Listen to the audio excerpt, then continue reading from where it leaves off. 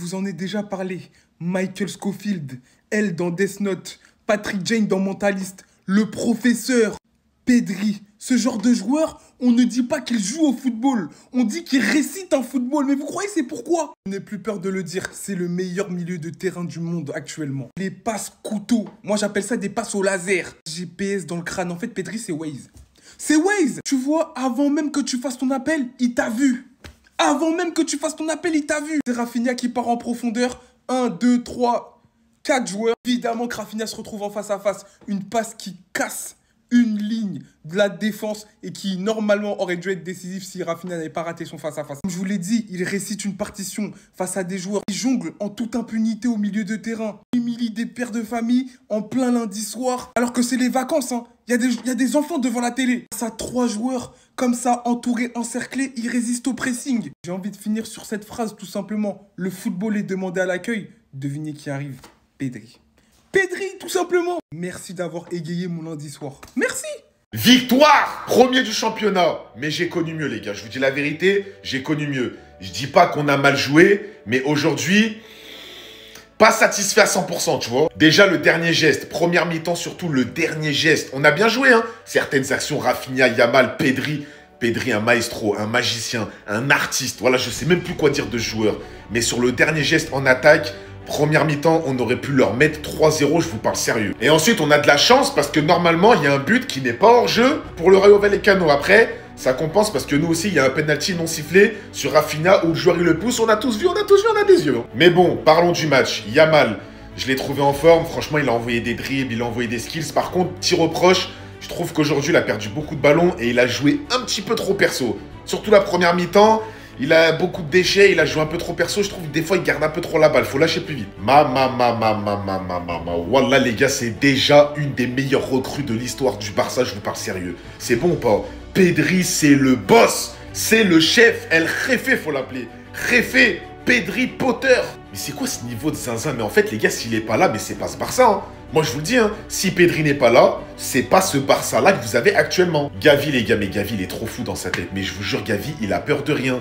Quitte à se péter le crâne, à se péter les 5 doigts, il va se les péter sur le terrain. Il aime trop tout donner. C'est un truc de fou. Bon, ensuite, penalty transformé de Lewandowski. On a l'habitude, quand c'est penalty, c'est 100% réussi. Très bon match, faut le souligner, comme d'habitude de toute façon. Très bon match d'Hector Fort. Franchement, incroyable. Les replis défensifs, il recourait en attaque pour proposer, incroyable. Bonne rentrée d'Olmo aussi. Dommage le but. Et les gars, il a failli inscrire un but de malade. Par contre, il y avait penalty.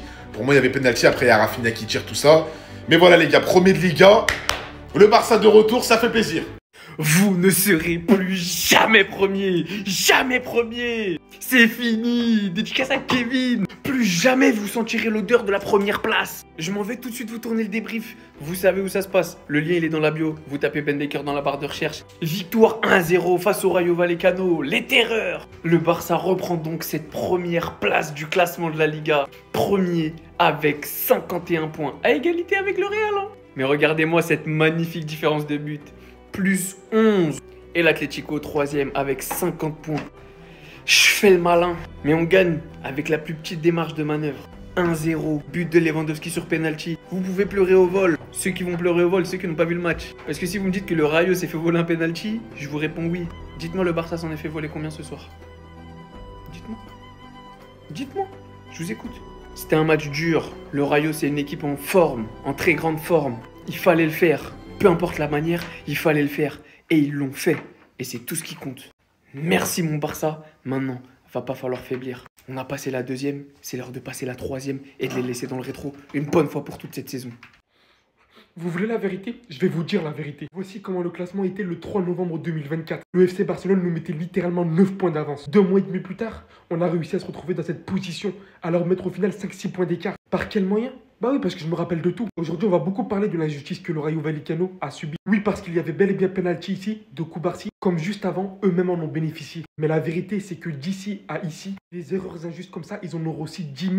Alors oui, aujourd'hui, ça défonce les résultats. Le Rayo Vallecano se fait probablement voler. On vous dira d'ailleurs à partir d'aujourd'hui, les supporters du FC Barcelone, que se faire avantager arrive à tout le monde. Vous devez rester humble devant ça. Mais par contre, je sais aussi reconnaître qu'entre ces deux périodes-là, vous vous êtes fait aussi énormément voler. Et qu'aujourd'hui, après tout ça, vous retrouvez la première position. Parce que dans le fond, c'est tel que ça l'a toujours été. L'équipe affichant le meilleur niveau cette saison en Liga est le FC Barcelone. N'oubliez pas les Madrilènes qu'on a dû énormément compter sur les autres équipes pour en venir à ce fait-là. Mais rien n'est perdu encore. Heureusement. Il reste un Classico, il reste des matchs cette saison. Et fort heureusement, on revient fort dans cette deuxième partie de saison. On va espérer tout renverser. Mais une chose est sûre, la Liga n'a pas été aussi compétitif que ça depuis très longtemps. Là, ça fait vraiment plaisir de fou. Voilà, vous êtes contents? Il passe devant nous au classement. Voilà, c'est comme ça qu'on s'amuse juste devant. Le FC Barcelone bat le Rayo Vallecano sur le score de 1-0, assez logiquement. On va pas se mentir, sur tout le match, bon, ils ont assez dominé. Alors les gars, on va mettre de côté l'arbitrage qui a été tout simplement catastrophique aujourd'hui et on va parler football un tout petit peu. Parce que c'est vrai que ça fait pas mal polémique en ce moment. C'est vrai que par moment, le FC Barcelone est avantagé et d'autres fois désavantagé. Il faut le dire clair, net et précis, tout comme le Real Madrid aussi. Mais je voulais parler de ce grand monsieur une nouvelle fois, homme du match encore aujourd'hui. Mais c'est le football à l'état pur, c'est quelle finesse technique, hein, les gars. Regardez sur cette action quand il nous fait de la jonglerie en plein milieu de terrain. C'est pour ça la jonglerie, c'est important, hein, les jeunes. Hein. Voilà, il vous a enseigné, Pedri, une nouvelle fois, à quel point c'est important. Tu veux devenir Pedri, faut jongler sur le terrain. Il confirme une nouvelle fois que c'est le meilleur joueur peut-être au monde actuellement en termes de performance sur le terrain. Après, je vous cache pas que voilà, il faut arrêter de faire semblant un tout petit peu les Barcelonais. Gavi en tant que numéro 10, il n'y a aucun sens, tu vois. Manque de créativité et tout. Et pour moi, le joueur qui devait être titulaire aujourd'hui, c'est Dani Olmo. C'est vrai qu'il revient de blessure et c'est vrai que Firmine, il est suspendu vu qu'il a pris un rouge la dernière fois. Mais on le voit que Gavi, c'est difficile pour lui. C'est difficile à ce moment-là. C'est un numéro 8 ou c'est un numéro 6. Voilà, Gavi, il ne peut pas aller jouer plus haut sur le terrain. Il est en difficulté sur ça. Ça reste un très bon joueur, mais il est en difficulté plus haut sur le terrain. Ce n'est pas nécessaire de le mettre ici. Mais De Jong, vous le vendez ou vous ne le vendez pas? Parce que là, il revient à un niveau tout simplement extraordinaire là sur le terrain. La disponibilité qu'il a, il perd quasiment aucun ballon lorsqu'il a de la concentration. On sent que c'est l'un des leaders du FC Barcelone. Et ça fait plaisir de voir un joueur de football retrouver à nouveau ses qualités parce qu'il a pas mal douté. Il y a pas mal eu de critiques à son sujet et à juste titre. Je sais qu'il y en a très peu qui vont le souligner, mais le match d'Inigo Martinez, il a été très puissant là aujourd'hui. Il a été stratosphérique aujourd'hui. Il a été comme un béton armé. Non, il a été sérieux au niveau de la relance, au niveau des duels, de la première à la dernière minute qu'il ait pu jouer. Mais sinon, en vrai, c'est à toi. Moi, en tout cas, on dit alhamdoulilah. C'était dur, mais le Barça reprend son trône de premier de Liga. Et comme d'habitude, on va devoir se plaindre de l'arbitrage. Encore un arbitrage catastrophique. De toute façon, c'est comme ça chaque semaine. Et j'ai bel et bien l'impression que ça ne va jamais changer. On ouvre le score sur penalty sur une faute sur Inigo Martinez. Pour une fois qu'on nous les siffle celle-là, Lewandowski est buteur et confirme son statut de Pichichi. Et franchement, moi les gars, je vais pas vous mentir, j'ai cru qu'il allait la rater. Un énorme match de Chesney. Koundé qui n'était pas titulaire car il est arrivé en retard. Et franchement, c'est dommage pour Hector Fort qui n'a pas su combiner avec Lamine Yamal. On a clairement vu que Lamine Yamal était meilleur quand Hector Fort est sorti. Ce qui va faire polémique, c'est cette même faute n'a pas été sifflée. Il devait bien avoir penalty, Koubarsi a fait faute. Pour moi, le hors-jeu, c'est normal. Il n'est pas en jeu actuellement. Et c'est ce même joueur qui bloque Inigo Martinez, donc il y a hors-jeu. Mais les gens vous parlons que de ce qui les arrange. Il y avait bel et bien penalty sur Rafinha, tout comme il y avait penalty sur Dani Olmo aussi. Enfin bref, c'est l'arbitrage qui est catastrophique. Pedri, je ferai une vidéo sur lui, il est exceptionnel. Koubarsi, c'est pareil. L'entrée de Dani Olmo, incroyable. Le match patron de De Jong et le match de patron d'Inigo Martinez. Balde est rentré dans une autre dimension. Enfin bref, le Barça est premier de Liga. Sinon, vous les gars, vous en pensez quoi? Ramenez sur Snapper, on s'ennuie. C'est clairement un match à oublier. Alors oui, nous sommes premiers de la Liga actuellement, mais moi j'ai des exigences envers ce FC Barcelone-là. Donc oui, vous pouvez me reprocher d'être dur avec mon club, vous pouvez me reprocher d'être dur avec cette équipe que je veux voir remporter une Ligue des Champions cette année, oui.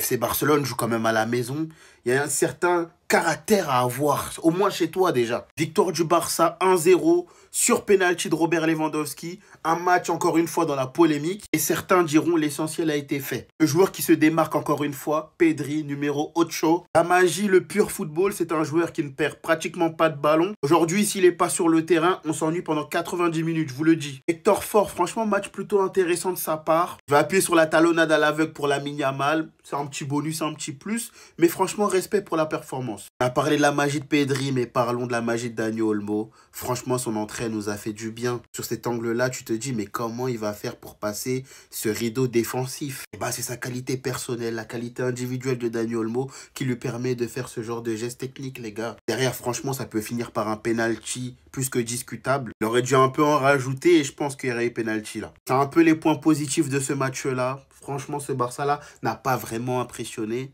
Mais voilà, on est premier, on va pas se plaindre. Et voilà, l'arbitrage fait encore parler en Liga. La première mi-temps seulement a suffi pour voir plusieurs décisions bizarres de l'arbitre. Avant même de parler du but refusé du Rayo Vallecano, parlons déjà du penalty refusé pour le Rayo Vallecano. On a tous vu le moment où Patessi s'est fait agripper dans la surface par Cubarsí, mais l'arbitre, comme par hasard, il n'a rien vu. Et bizarrement, quand c'était le cas pour le FC Barcelone, il l'a vu. Et venez même pas me dire qu'il n'y a pas penalty parce que c'est exactement la même chose que Patessi, ça fait à Inigo Martinez et le Barça a obtenu le penalty. Moi, la question que je me pose, c'est que pourquoi quand il y a ce genre d'action là, l'arbitre part pas regarder la VAR? La VAR l'appelle même pas. Il y a qui à la VAR là-bas là-haut? Parce que chaque match, il fait parler de lui. Je sais pas ce qu'il fout parce que là, c'est flagrant. Et c'était pas la seule fois, il y a aussi eu cette action. On voit très bien que le joueur du Barça tire le maillot du joueur du Rayo Vallecano. Et ce qui fait le plus polémique, c'est ça, les amis, le but refusé pour le Rayo Vallecano. Et l'argument utilisé par tout le monde, surtout mes frères madrilèns, c'est que le joueur qui a marqué pour le Rayo Vallecano n'était pas en hors-jeu. On le voit très bien ici, voilà. Il n'est pas du tout en hors-jeu, ça c'est vrai. Et le petit détail que vous n'avez pas remarqué, les amis, c'est que celui qui est en hors-jeu là, ce gars là, certes, il n'a pas touché le ballon. Au moment où son coéquipier tirait le ballon dans les filaires, regardez ce que lui il faisait. Il était en train d'embêter, je sais même pas comment dire ça. Il était en train de gêner Inigo Martinez. Il a carrément empêché Inigo Martinez d'aller sur son coéquipier. À partir de là, c'est une action de jeu. Donc sur ce coup là, je suis d'accord avec l'arbitre, même si à sa place, j'aurais pas sifflé hors jeu. Parce que là, c'est compliqué à juger en fait. Là, c'est le rôle de la VAR. Mais bon, vu qu'ils sont en train de dormir là-haut, on sait pas ce qu'ils font. Alors là, je comprends vraiment plus cette Liga là. J'ai comme l'impression que les trois premiers d'en haut, la personne veut être leader. Il fut un temps où le Barça était premier avec 10 points d'avance sur le deuxième. Ensuite, le Real Madrid a repris la relève, 7 points d'avance sur le deuxième. Après, on a eu l'Atlético de Madrid, 2 points d'avance sur le deuxième. Et là, le Barça repasse premier. Voilà. Ça va être comme ça jusqu'à la fin, quoi. En tout cas, félicitations à FC Barcelone qui a su profiter du faux pas des 5 clubs qui se trouvent derrière eux. Aujourd'hui, même si j'ai trouvé leur match extrêmement lent, il y a quand même eu des joueurs qui m'ont régalé. Le match de Pedri, est-ce qu'on peut en parler, s'il vous plaît? Le gars, il est trop élégant à voir jouer. En plus, avec une simplicité, pas de simagri bizarre. Non, le gars il joue simple et calme. Au début de deuxième mi-temps, regardez-moi le contrôle qu'il nous fait. Carrément, le joueur de Rayo Vallecano part dans une direction où il n'y a pas de ballon. Et Wichi Szczęsny aujourd'hui dans son goal, chapeau, vraiment chapeau. Le match était juste incroyable. Regardez-moi tous les arrêts qu'il a sortis. Dites-vous que là, il n'y a pas tous les arrêts. Beaucoup de personnes se sont demandé pourquoi Hansi Flick a préféré Szczęsny que Peña en tant que gardien numéro 1 au FC Barcelone. Je crois qu'aujourd'hui, vous avez eu votre réponse. Regardez-moi ça, s'il vous plaît. S'il y a bien quelqu'un qui m'a marqué dans ce match-là aussi, les amis, c'est Frenkie de Jong. Le gars, il a quand même réussi à mettre au banc Casado. Casado qui, au début de la saison, on se disait tous que personne ne réussira à le mettre au banc, et bah De Jong a réussi. Cependant, beaucoup de personnes ne sont pas unanimes avec ça. Personnellement, je préfère regarder Casado jouer que De Jong. Et après, je pense que Hansi Flick, le choix de mettre Frenkie de Jong à la place de Casado, c'était beaucoup plus stratégique qu'autre chose. Aujourd'hui, c'est vrai qu'il a fait un bon match, mais moi je le trouve trop lent. Il fait trop de touches de balle. Et c'est d'ailleurs à cause de tout ça que tu as l'impression que le FC Barcelone est lent. Avec Casado, ça partait très vite. Les Barcelonais, ils se voient déjà champions. Mais ne vous en faites pas, les Madrilènes. Nous serons champions d'Espagne. Je vous le garantis. Parce que justice de Dieu, il y en a, les gars. Il y en a. Non, parce que c'est ceux qui faisaient les pauvres petites victimes qui, au final, se retrouvent avantagés. Mais quand c'est eux qui se font avantager, bizarrement, il y a toujours des circonstances atténuantes. Quand c'est nous, c'est la mafia, c'est sûr et certain, c'est Pérez, c'est tout ce que vous voulez. Hein. C'est direct, c'est cash. Ça ne cherche pas à savoir si le gars il a fait action de jeu, ou s'il y a eu une erreur de l'arbitre, ou si l'arbitre était incompétent. Non, c'est direct mafia, c'est direct corruption. Remarquez bien avec les Barcelonais, hein. Quand c'est le Real, c'est corruption. Quand c'est eux, c'est... Ouais, l'arbitre aujourd'hui, il était pas fou.